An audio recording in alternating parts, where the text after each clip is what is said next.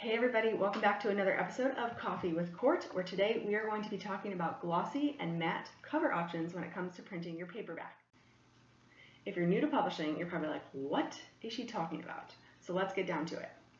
You finished your book, you formatted it, and you are ready to upload it and get it published. You're going to come to a content tab where you're going to pick your paper type, your trim size, and bleed or no bleed, and then the next question is going to be print cover options, matte or glossy. So you're going to have two options. And to be honest, the first 3 books that I published, I used the glossy format just because I think it's fun. It's shiny, it really makes your artwork pop, but typically glossy is actually used for nonfiction and children's books. So, you know, if you're picking up a nice hard copy children's book, has a nice shiny surface, your finger kind of glides along it, that is glossy. And I actually have one of my books here that has that glossy cover on it. So you can see and you can tell immediately by the way that the cover is picking up the light through the window that that is the glossy finish there.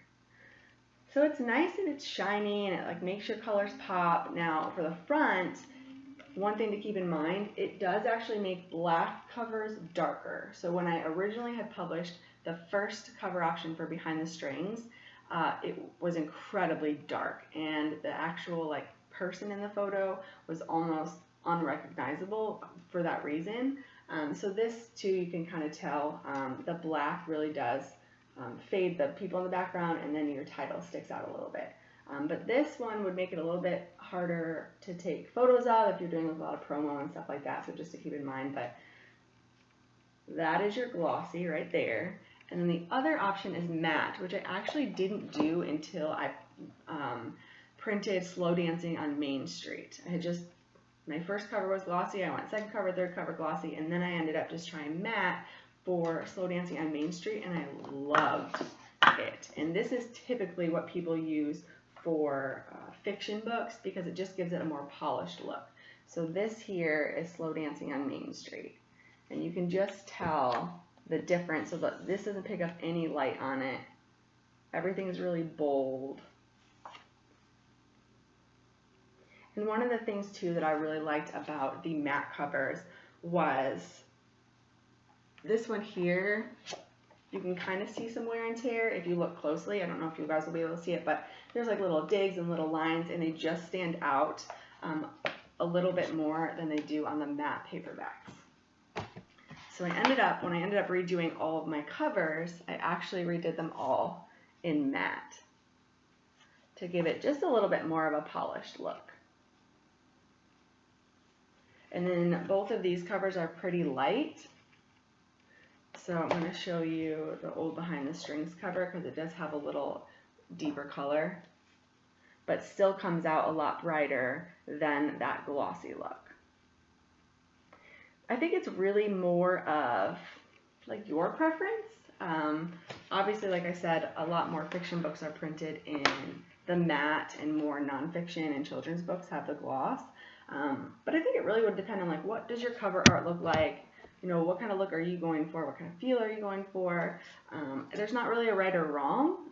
It really, you can just tell they just give off kind of like a different vibe and a different look. So I hope that helps you guys when it comes to picking your book cover art finish. The really nice thing is that you can order a proof copy. So if you want to order a gloss finish and a matte finish just so they compare them side by side, you can totally do that. You can always change it, you know, halfway through. You're not bound to one for life. If you publish more than one book and one cover looks better with glossy, one cover looks better with matte, you can go that route too. So you're definitely not stuck with one once you pick it. You can alternate, you can change it halfway through, however you want to do it. It's just kind of nice to know that you have some options. Alright guys, so that is it for today's episode of Coffee with Court. I hope that was helpful. Cannot wait to see which one you picked. Be sure to tag me on Instagram when you are posting your book covers at Courtney G. Writes. And don't forget to subscribe below if you want to see more fun videos like this, including next week's, which is going to be all about Canva Pro. Yes, I do have Canva Pro, and I will just kind of go through why I felt like it was worth the investment, what you get in Canva Pro that you don't get in Canva. So if you're a book cover designer, if you make your own promos, Instagram posts, Facebook posts, you will not want to miss this. So again, be sure to subscribe and tune in next week. Until then, keep dreaming. Bye guys.